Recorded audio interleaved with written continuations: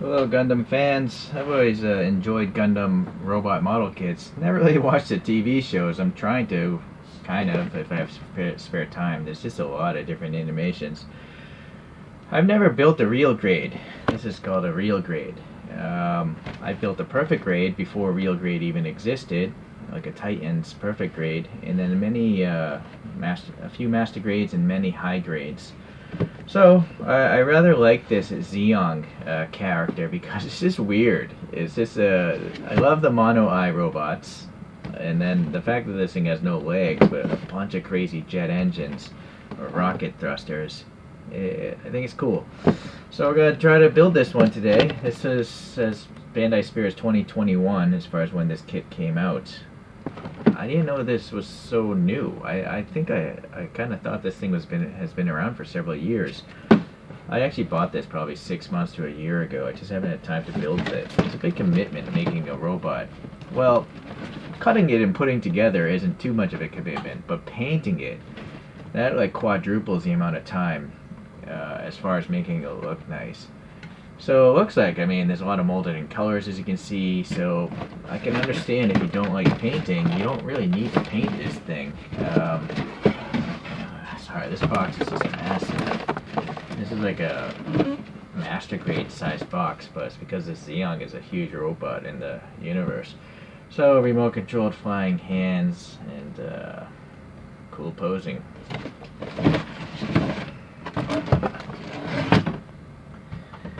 A lot of cool customs out there. I like this girl. She does this funky like cartoon cell shading. I've seen a Thai guy doing this as well. And then just a lot of cool paint jobs. So I don't know what I'm gonna do there. Let's just get all these out of this. It's huge.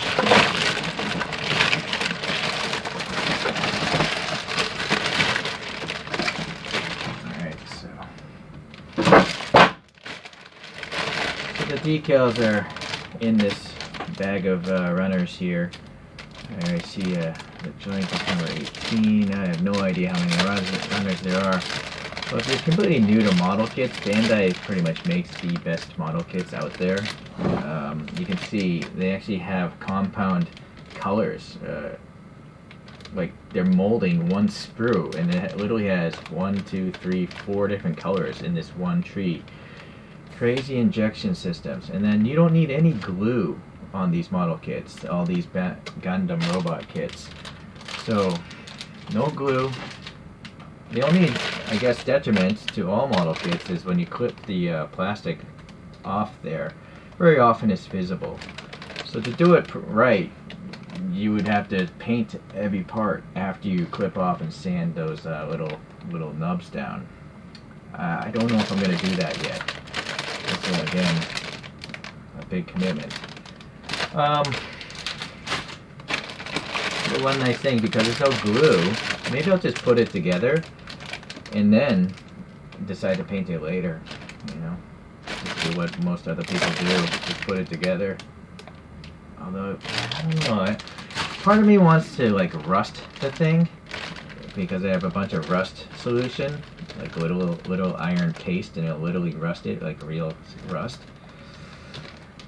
But I then think a futuristic robot probably wouldn't even rust in the first place, because they're not using steel in futuristic robots. Steel is a relatively weak material, right? It would be some sort of alloy, like at minimum it'd probably be made of titanium.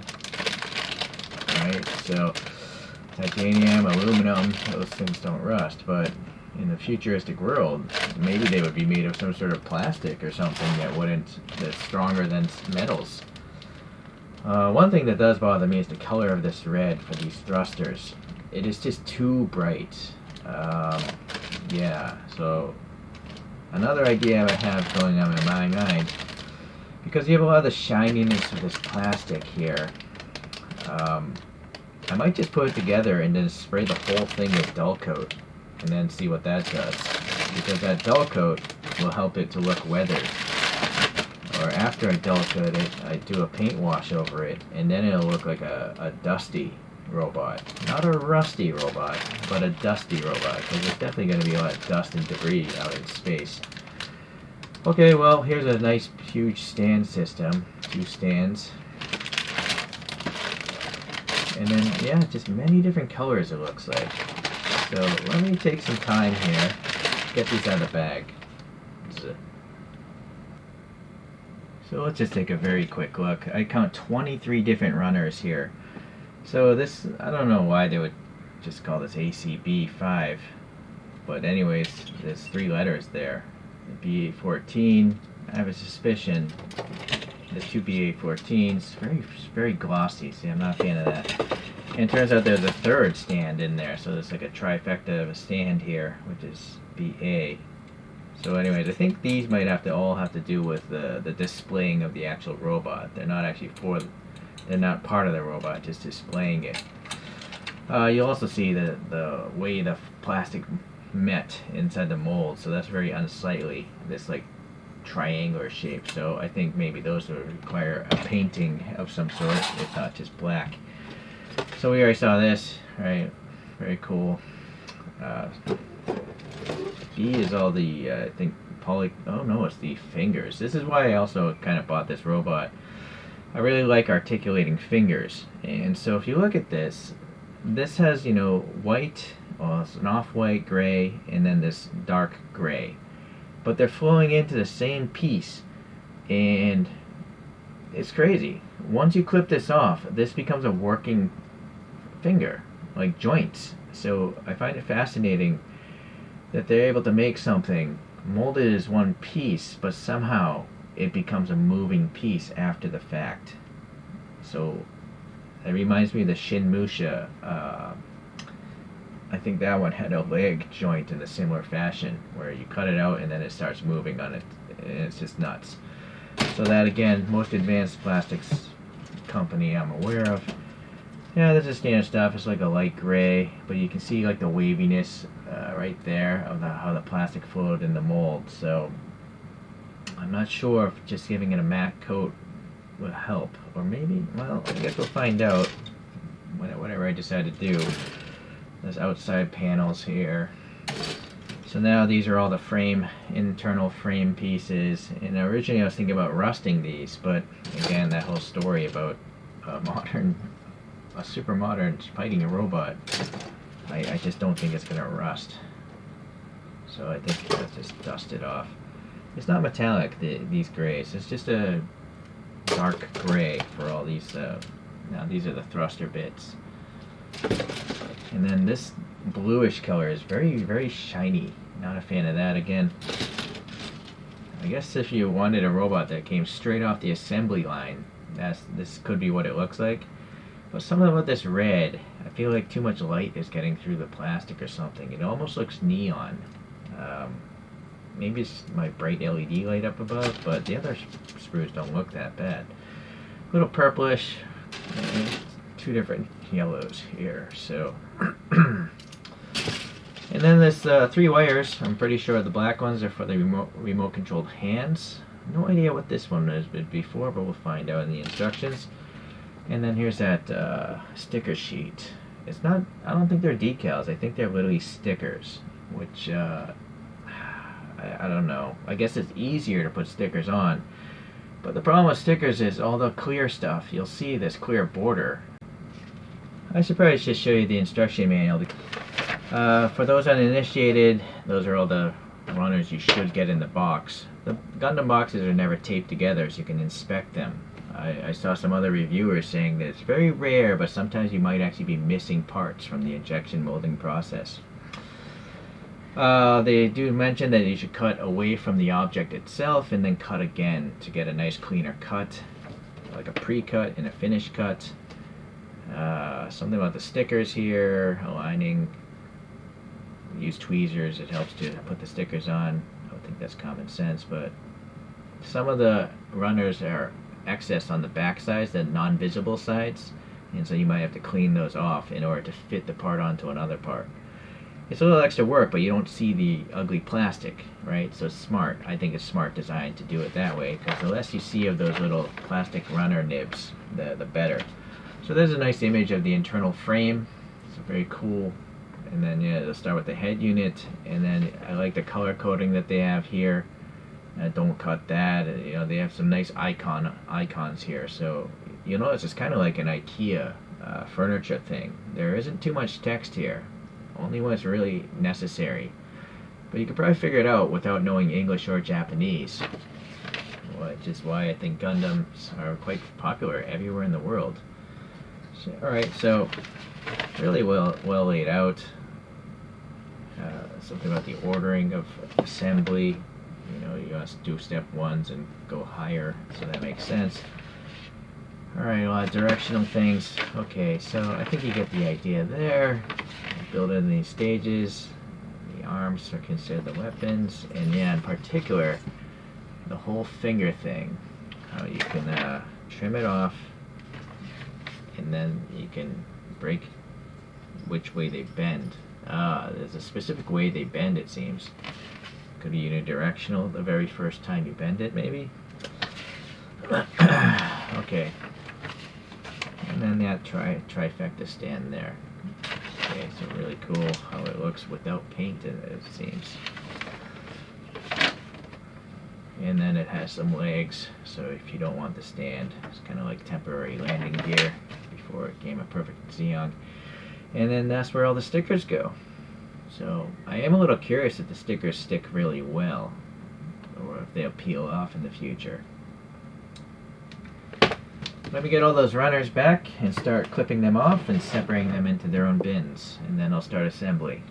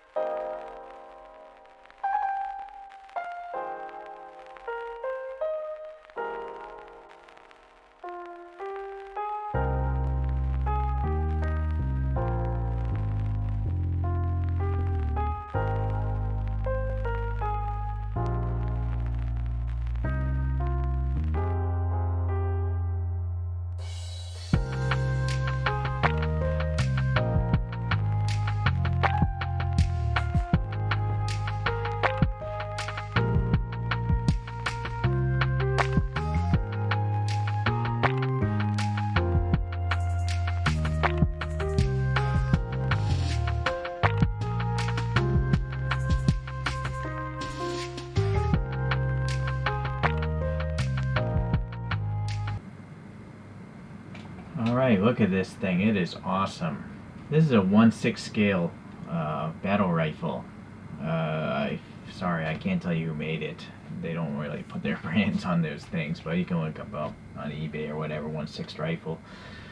So the articulation of the hands is definitely the highlight of this thing, but this thing has a lot going on. So I guess we'll just start, with the hands, because I want to get this off the thing. I would suggest you actually it's fine right now. Maybe I'll go over the accessories first, actually, or the extra parts. We'll leave it at that. This box is everything related to this figure. So you have one extra thruster, and then you have the landing gear. So I think I'll put those on just to show you. These two little things are what are used to hold the flying hands if they're shooting off, which we'll try to do later. So, sorry, this is also specific to this figure, but everything else below it is just the stand stuff. Although I guess these flexible things are meant to hold the flying hands, but I don't really like them. They have no friction, so I don't think they're gonna hold the hands up for a long time. Well, anyways, we'll try to get to that again later. So I'm going to just pull this off. You can actually obviously remove the forearm because, that's a feature to have it flying off. It's just a friction fit. And so you can see there's also a punch feature, kind of reminds me of Botom's. And so the fingers, it was quite interesting if you skipped over me building this. There was a piece of plastic in the end of all these things, and you have to break it out.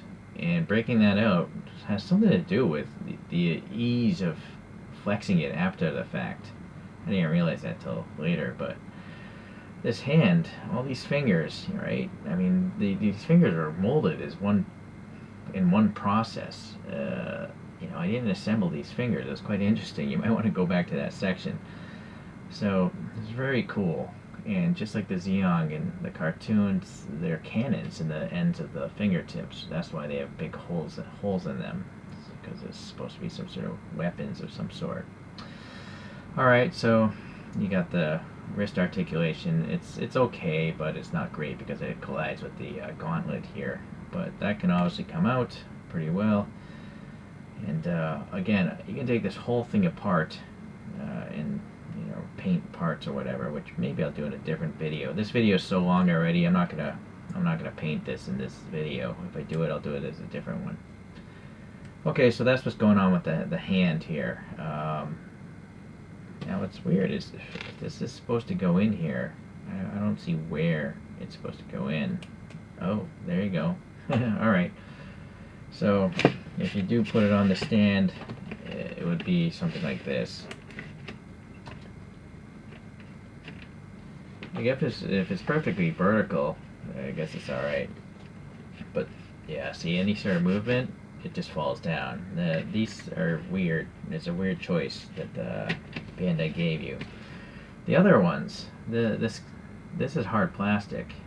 So there's a bag with the hexagonal stands, and they're all hard, rigid plastic. But then there's a separate bag of these more flexible polycap kind of material, which is not to my liking, but anyways. Alright, just for ease of articulation, I might take parts off. So, naturally you have an elbow. It's just a single joint. Ooh, I gotta edit this in there. It's not a single jointed elbow. It's double. Well, look at this action. This thing moves up and down. It's quite interesting.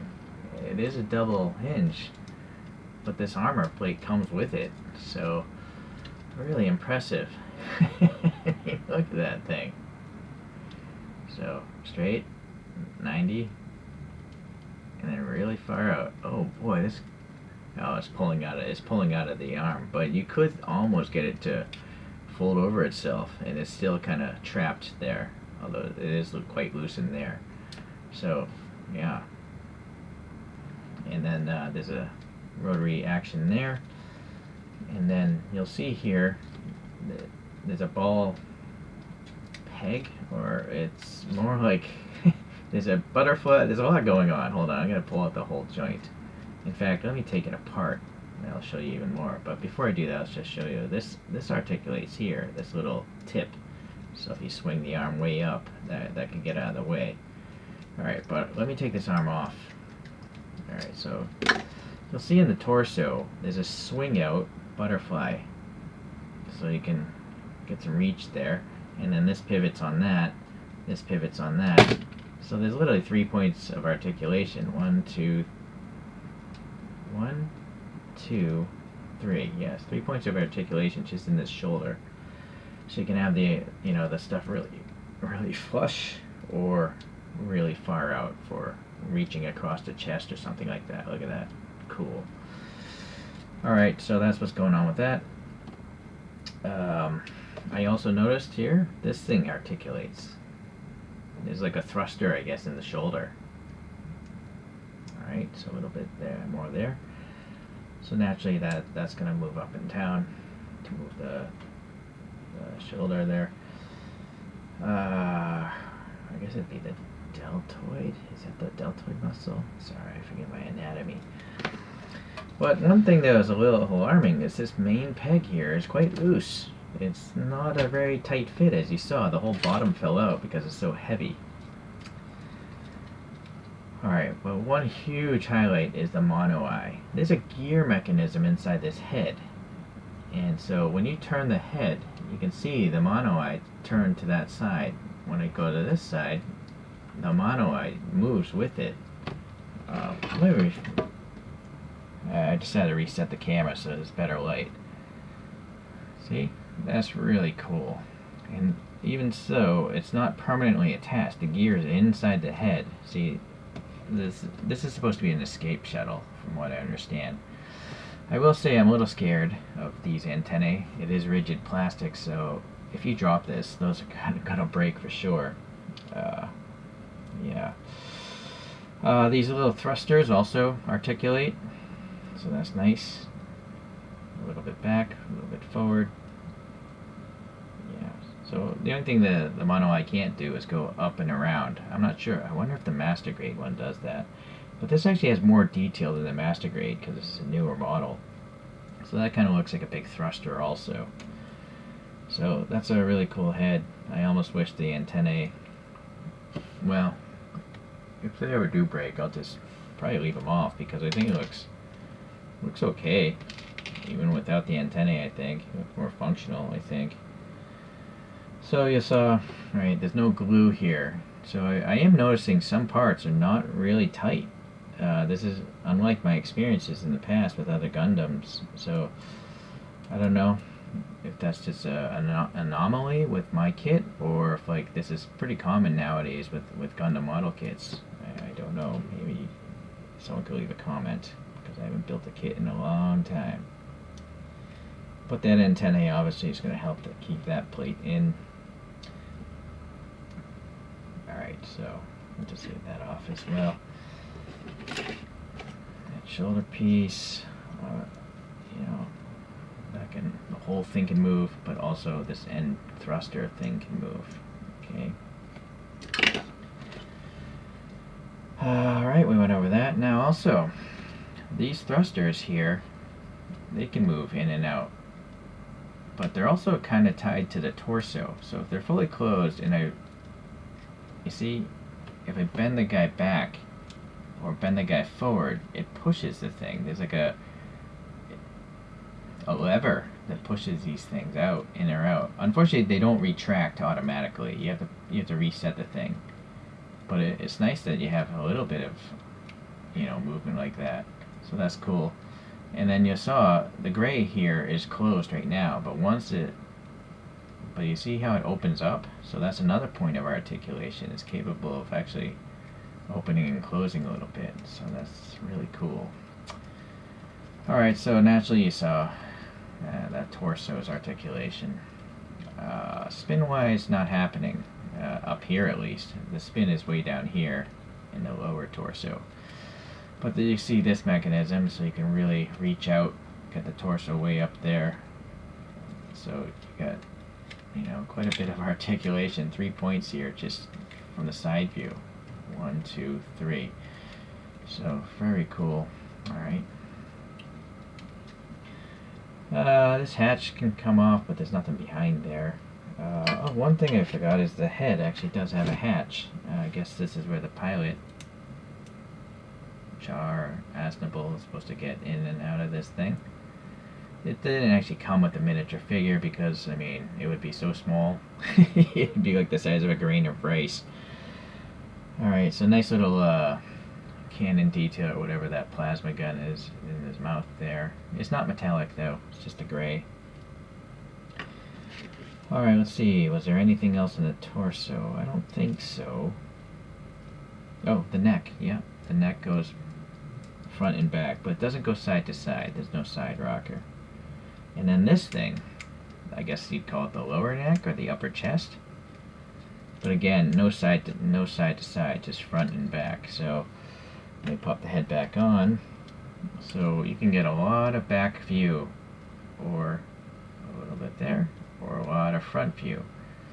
So it's really like almost an action figure in its ability to pose. I mean, this is a really chunky robot, but they definitely threw in a lot of articulation here. Oh, notice the antenna colliding with that shoulder there. Alright, I'm afraid of the antenna, so I'm going to take that off.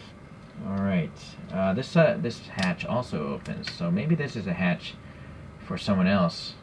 I can't remember if this is piloted by two people, two normal people, or one new type, superhuman kind of person.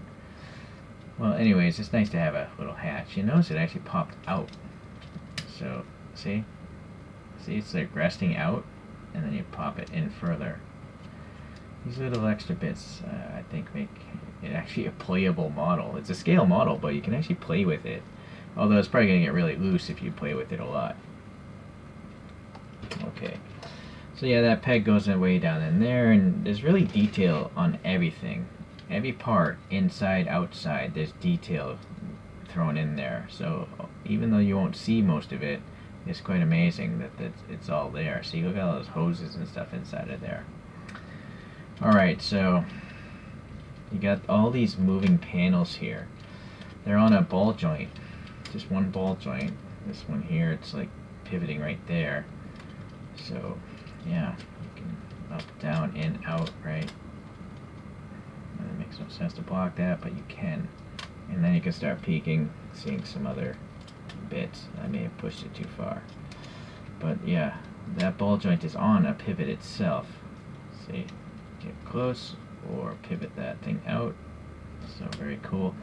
So there's a underlying cradle or structure, you know, for these main panels, and they're popping through. This gray is part of this skeleton here. So a lot of friction fit going on, which is nice. You can still remove it, paint it. You'll also notice there's two different grays here. This gray is lighter than this gray, so that's kind of nice, the color difference. It's kind of wavy though. Alright. So yeah, the side one now is, actually this is on a hinge. So this hinge here also can pivot up and down. Right? So you can get really close or far out to get some air in there. This rear one is also again hinging on that, but it's got a ball there, so out there and out there. All right. The rear one even has a little bit of a hinge right there. That's probably the least amount of articulation, but it's fine. So all that articulation is because all these engines also move, which is crazy. So that red wire I was wondering about at the very start, it's up here. I guess you can see it if you spread out the panels here. So that red wire is there. That's what it was for. Okay, so these two main thrusters is a round pivot in there. So a rotary pivot, you can do that front back. But you can also, I think, come in and out. Oh wow, this is an up and down. I didn't realize. See, it has an up and down action. See, I can also see there's a pivot right there. Get the dental pick right here. So, and then that whole thing is on a pivot right here in this sliding slot. So you can move that up, down, and then you can twist it in that sliding slot, and then you can, there you go, you can move it out or in based on that pivot. So again, 1, 2, 3 points of articulation for that main thruster. Actually 4, because you got this little expansion thing here to slide. So you definitely could do with some cool metallic paint for all those hoses and stuff. Okay, sorry. You can also control at least the sliding slot here, this slot, with these 2 tabs. See, so if I pull these back or forward, or they move independently of each other. You know, what's crazy is there's a bunch of hose details on this piece. It's just all hidden away. It's hard. Maybe you can see a little bit right there. So again, a lot of details. Almost no flat surfaces on this thing. Okay, now each of these 5 little thrusters here, they also are, I think, 2 points of articulation. Let me pull this off. There we go. So it's got a hinge, but this piece here is a rotary, so it could spin. Unfortunately, it's colliding. But these side ones, same thing. They hinge. Oh, duh. I forgot the 6th one. So it can spin, and then there's a hinge. So with that, you can pretty much get this thing facing any direction you want. So very neat. These don't move, of course, but they look like they're there to move it. You know, the hydraulic actuators. Yeah, okay. So with that said, yeah, you can get all these engines really tight like that, I guess. Or really spread out. Yeah, so I need to move all the skirts.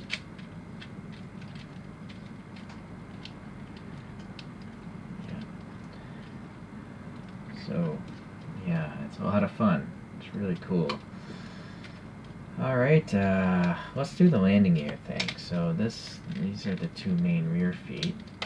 Let's pop off. Got my finger in there, it's pretty hard.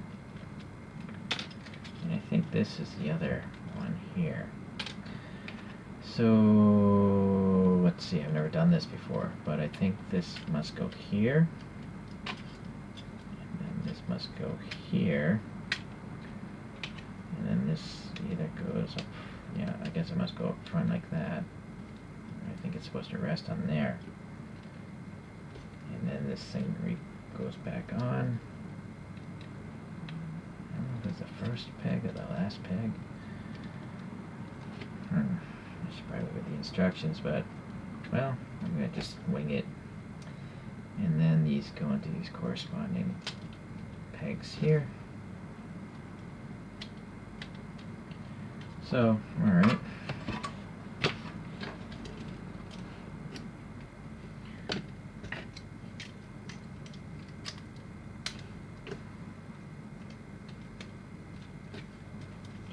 There's a direction to the arm. There's like a chamfer on these 2 sides, and there's same corresponding chamfers. So, I guess that gives it extra friction. This torso really expanded, so let's see what it looks like with this.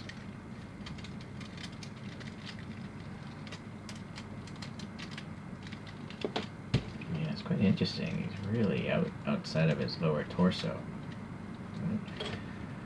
Okay, and then, alright, well,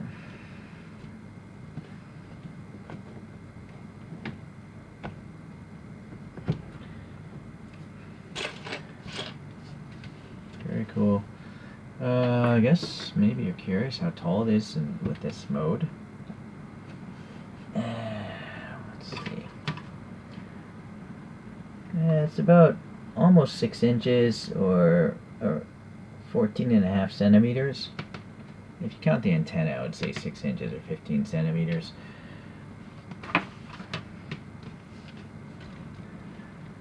Yeah, so if you don't like this, I will say a criticism. I mean, this thing's kind of heavy. In fact, I think I should weigh it. Let me put it all together. It's This weighs 167 grams with the landing gear. Feels heavier than that. Well, it's over a liter of water, 1.7 liters of water or so. So it's pretty hefty, I think.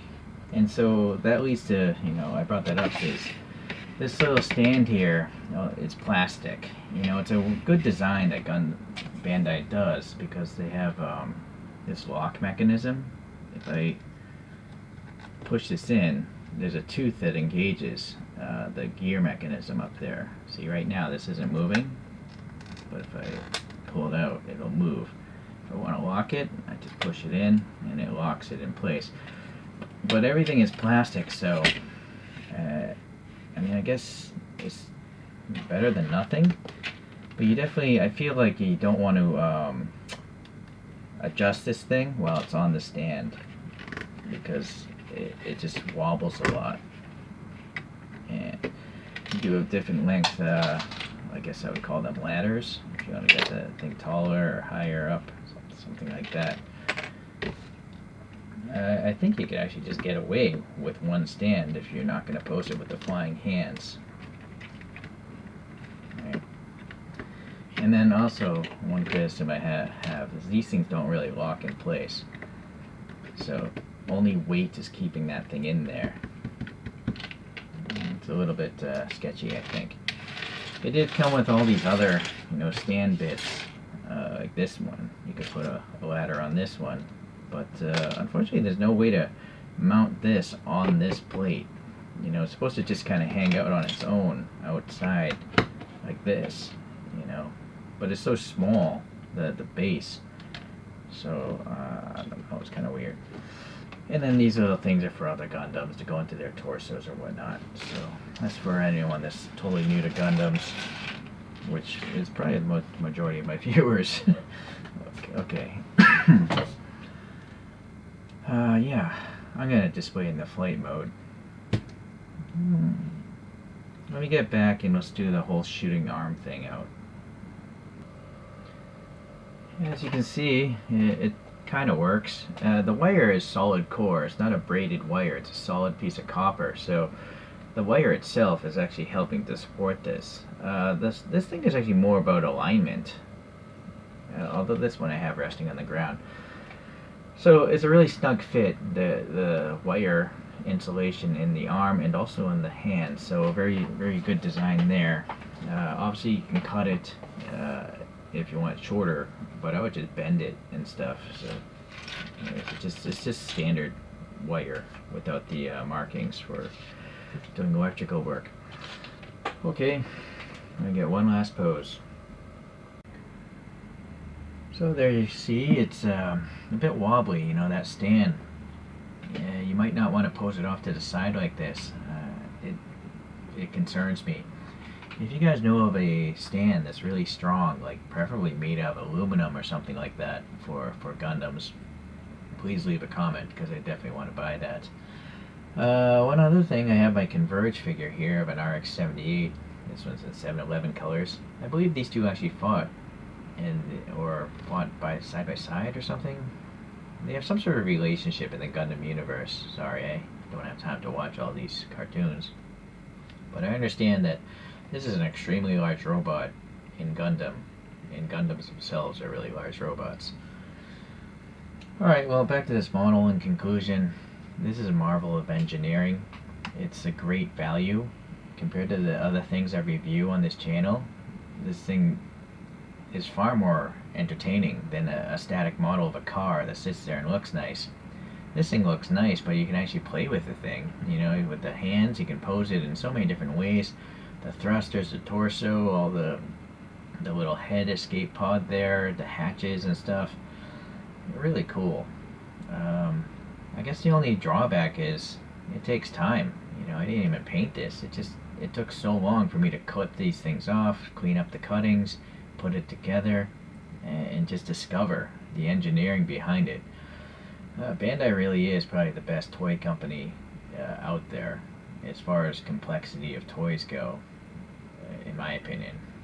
If these guys actually made like RC vehicles or like just 1/64 scale cars. They would just destroy everyone because of the amount of detail they can get. Again, you gotta remember this is a friction fit model and it looks awesome. All the panels look like that looks like a one piece of plastic, but it's actually two or three, right? With three different colors. The fits are so tight, it's really amazing. So if you haven't ever built a Gundam model kit, a Real Grade is the way to go. I'm really happy I tried it out because this reminds me of the Perfect Grade model I made a long time ago, that Titans, but for a fraction of the cost. And also space is a concern. I actually think this is a big model for me to have. I don't have much room, but I know that the high grade models, they just definitely lack in the amount of functionality and engineering, but they also cost significantly less, so it's understandable. But anyways, I can't promise you I'm going to make too many more Gundam model kits, but you never know. I really enjoyed making this thing, and then maybe later I'll repaint it, but that'll be a different video. Okay, well, like this Gundam, peace out, and I'll see you in the next model kit review. Bye.